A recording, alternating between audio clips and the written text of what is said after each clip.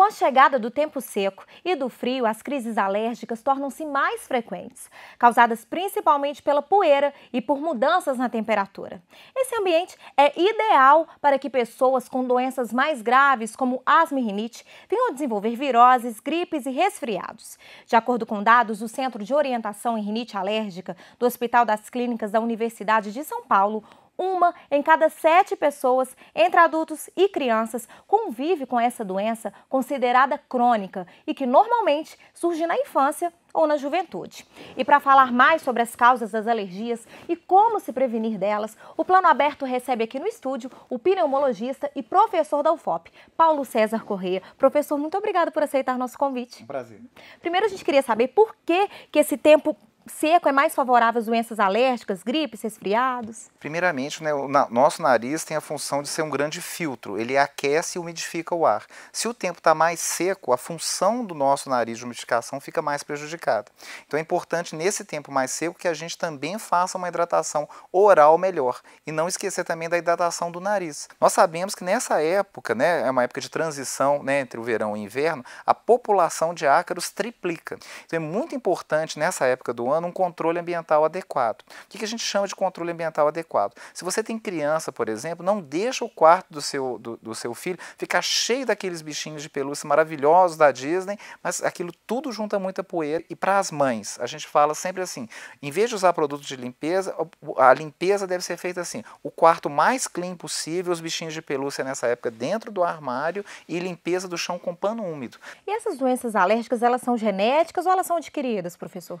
É lógico que assim, existe uma tendência genética das pessoas a terem alergia. A gente sabe que alérgicos normalmente vêm de famílias de pessoas alérgicas.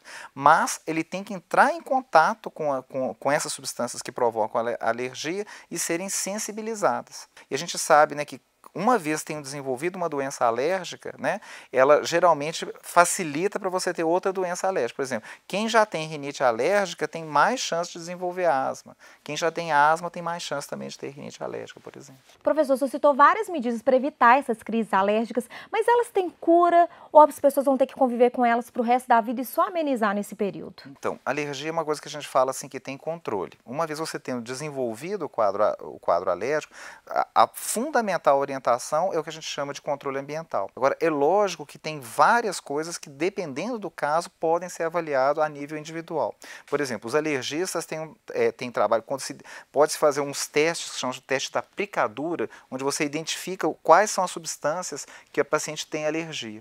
Uma vez identificado, pode ser feito um tratamento que você vai dessensibilizando, desacostumando o seu organismo a reagir de forma alérgica àquilo. Sim, e a rinite, que é uma das mais conhecidas, né? Às vezes é confundida com gripes, resfriados mais fortes. Quais são as diferenças? Normalmente na rinite alérgica a pessoa sabe dizer assim, né? Quando eu entro em contato, por exemplo, com cheiro, com pelo de gato, pelo de cachorro, né? Quando tem algum perfume, quando tem muita poeira, quando tem mofo, o meu nariz começa a coçar, né? Esse sinal que a gente chama assim, né, de coçar o nariz, chamado sinal do alérgico, né? Agora, o próprio fato da pessoa ter essa inflamação crônica predispõe a episódios de infecção por vírus, né, os resfriados comuns, né, que podem depois se complicar com infecções bacterianas. E a rinite, ela pode desenvolver, evoluir e levar para outras doenças? Uma coisa bastante comum na rinite alérgica, ela desenvolver tem uma carninha dentro do nariz que a gente chama de corneto. Então esses cornetos começam a ficar inchados, começam a crescer. E muitas vezes eles obstruem, né, a passagem do ar, levando que a pessoa precisa respirar com a boca aberta à noite.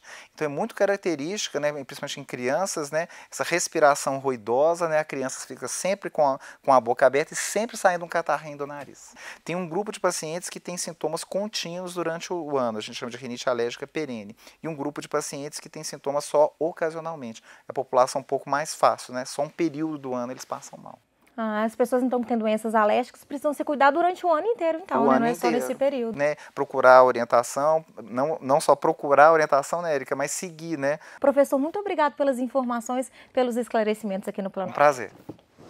Bom, para consultas gratuitas com pneumologistas ou com otorrinolaringologista na região, você deve procurar o posto de saúde do seu bairro. Lá, o clínico geral vai avaliar a necessidade de encaminhamento para um especialista.